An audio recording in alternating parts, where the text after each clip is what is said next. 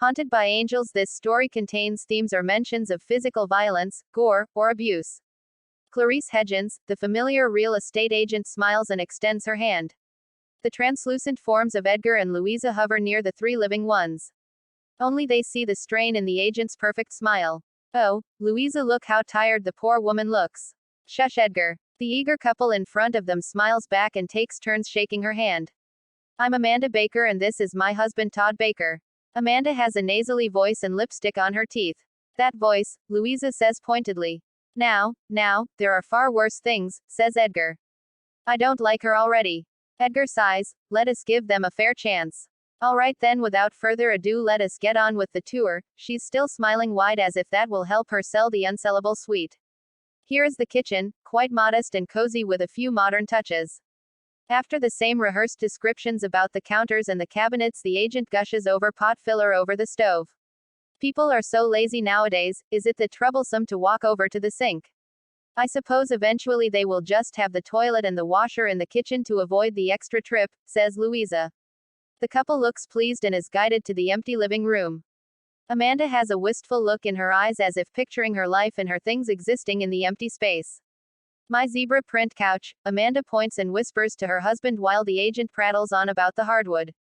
Her zebra print couch. How gaudy. Clarice's high heels clip-clop against the wood and she leads the couple to the master bedroom, Louisa and Edgar's room.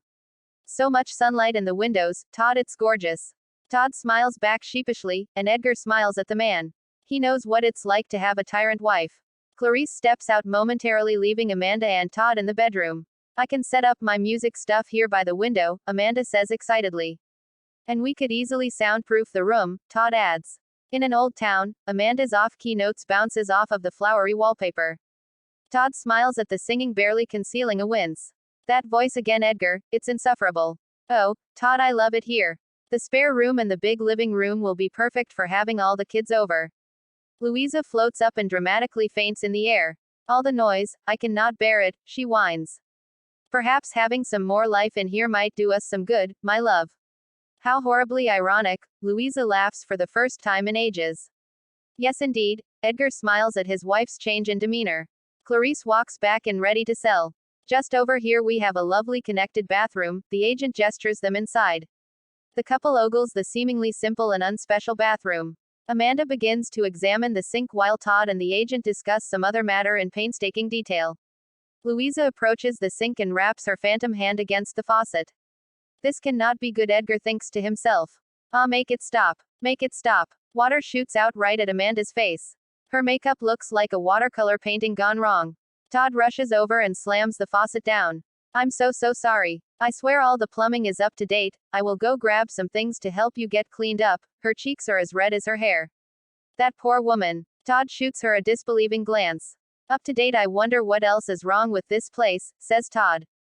Louisa smirks, satisfied with Todd's response. Louisa, please let them be. If they are really unbearable, we can haunt them out of here. These unexplainable flaws are beginning to look suspicious, Edgar pleads.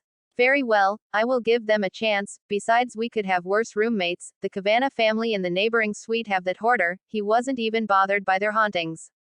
They can't get rid of him. Stacks and stacks of junk, they told me. I suppose, Louisa says, pursing her lips. Clarice comes back with makeup wipes and a face cloth. Again, so sorry about that, says the agent apologetically. It's all right, I've got bad luck with technology and apparently that includes sinks as well, Amanda says, trying to lighten the mood. They nervously laugh and follow Clarice's clip-clopping to the spare bedroom. In minutes it seems Amanda and Todd look at each and say, we'll take it. Our new roommates, says Edgar. I wish you wouldn't call them that. They are unwanted guests. The same could be said about us, Edgar countered. After the couple leaves, the agent slumps on the floor and lets out a deep breath. Finally, the damn thing finally sold. A few weeks later, the boxes, movers, and pizza all stroll in. Louisa tries to cover her disdain. I miss Mrs. Rose, that woman way a saint. And she was quiet, so beautifully quiet, Louisa reminisces as Amanda brings in her garish decor. Honestly, Edgar, what kind of grown woman needs a banana lamp? Amanda, I suppose, dear. Amanda and Todd begin to make the suite their own. The suite is now covered with animal print and bright colors courtesy of Amanda. Edgar hopes they turn out all right, or he fears he will never be able to hear the end of it for the rest of time. As of now, they seem to be fairly normal, save for being a little quirky. Louisa sulks by the window until nightfall. You'll get used to them, my love, Edgar says. Louisa sighs and looks out the window through the railing of the staircase outside. All of a sudden she catches a movement. Edgar, look, a man. Why, that looks like the criminal that was on the news. He's trying to open the window, Louisa squeals. Edgar and Louisa hold hands and use all their might to push him off the stairs. The man looks shocked and he falls from the second floor. Oh, Edgar, do you think he's dead?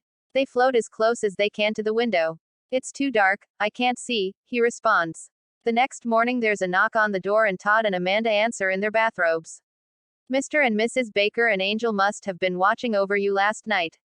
You are very lucky to be alive, says the shorter of the two police officers. I don't understand, Todd says groggily. Yesterday, the state's most wanted gunman was outside your window before he fell. He is alive but in critical condition. Amazingly, we've been trying to catch this guy for the past 6 months. Turns out being haunted isn't so